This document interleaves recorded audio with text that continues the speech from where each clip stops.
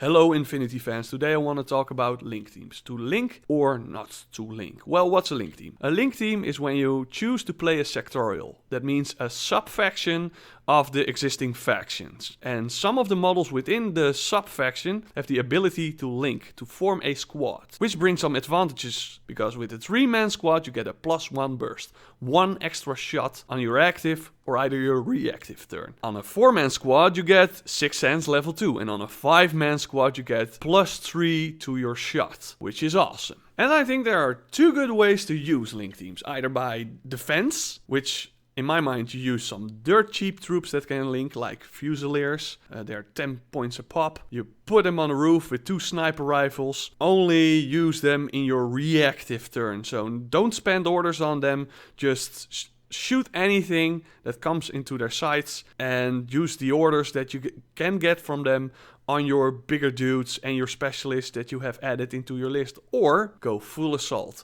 Take a unit that is elite, put them in a 5-man link team, specialists included, and send them off, because it's only 1 order to move 5 guys, which is very efficient, and the link leader will be the one with the big gun and shooting anything to that, because he gets +3 on his shot and +1 burst. And some of you might go to that and say, wow, this is awesome.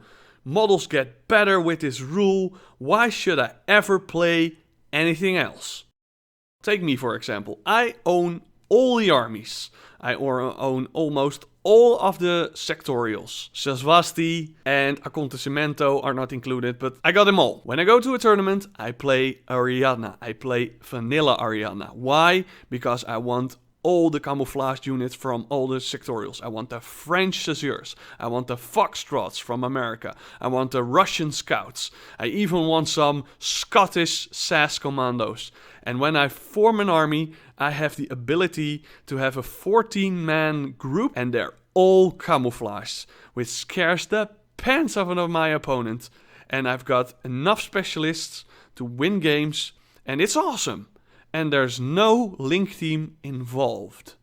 And that's the first thing right there. When you go sectorial, you miss out on some great units. Either the Dog Warriors from Ariadna, or the Yan Ho from Yujing, or the Taurek from Hakislam. Some factions have a great range of tags, which the sectorials can only use 1 or even none. And then you might say, well, why is that a problem? Because the models that I do have become better in a link, and that's true. But link teams aren't immortal. When a link leader dies or goes unconscious, the link team automatically disbands, and you need a command token to restore the link. And those command tokens, well, you only have 4, so there's a limited amount of times that you can make link teams.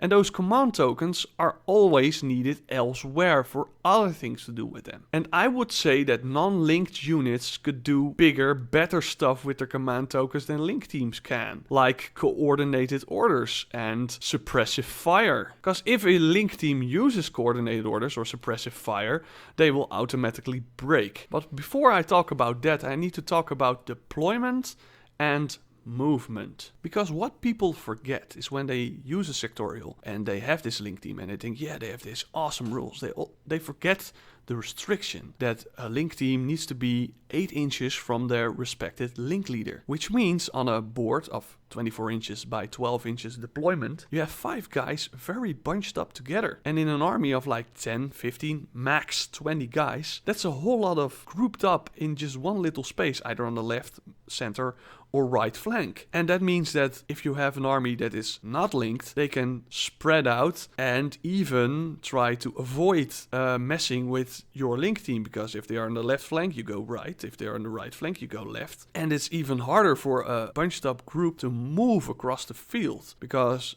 one guy moving only one guy means you can always have some cover or slice the pie and see only the models that you want to see. But it's much harder to move 5 guys at once and have them all stick to cover. Not that easy to do. So yeah, you have that efficiency of movement, but you're also a big target once you start to move. And a lot of the missions have objectives spread out across the field. So if you have a link team and you move them on the right or the left flank, you have to spend a lot of orders to get to all the objectives if you got specialists within the team. So me, as a guy who plays with non-linked armies, I either try to avoid the link team or set up the guys who can take out a link team easy, because that being bunched up means that template weapons have an easier time to hit multiple models, so that's a weakness as well. And I can spread out more with the models that I have to take these objectives and avoid the link team. And now I come back to coordinated orders and speculative fire, because these rules allow me as a non-linked player to do things linked players can, but even better. I can move multiple models with one order and a command token and not having to deal with staying in 8-inch of your leader, which in my mind is less of a hassle and easier to keep those 4 guys in cover than a 5-man link who has to stay within 8 inches of their link leader. In my experience, when a 5-man link team wants to cross the board, they have to really clean out all the fire lanes that have sight on them before they can actually move efficiently across the field. And then there is speculative fire, which, with a coordinated order, you can put 4 guys on one order and a command token in speculative fire, which means 3 shots in the reactive turn, which is a great defense and in my mind even better than a link team. Because as I said, these guys can be spread out across the board, see multiple fire lanes, where a link team is just restricted to their side of the board. So, in conclusion, when you play without link teams, you have a wider range of models to choose from, you are less restricted when it comes down to deployment and movement, it's easier for you to use coordinated orders and speculative fire, can make a more diverse list and not be restricted to 3, 4 or 5 of the same models, and when you set up right, do not run the risk